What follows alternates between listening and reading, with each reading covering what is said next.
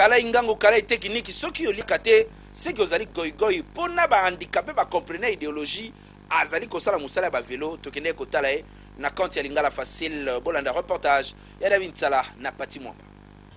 ye aboya kozala bisenga senga na état na ye azali na yango ya personne vivant avec handicap kombo na ye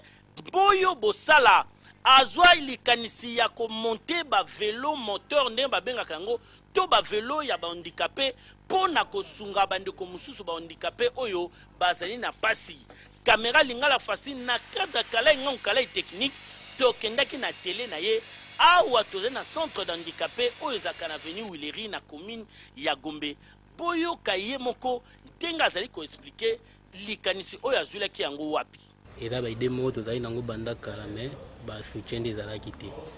kokota mosusu kosenga na bandila kokota to na hôtel de ville nakende luka ba aide tokita ba templice mobo biso to boya ikosala na boya ikosala bongo ngana lingai ke na sali après bato ba moni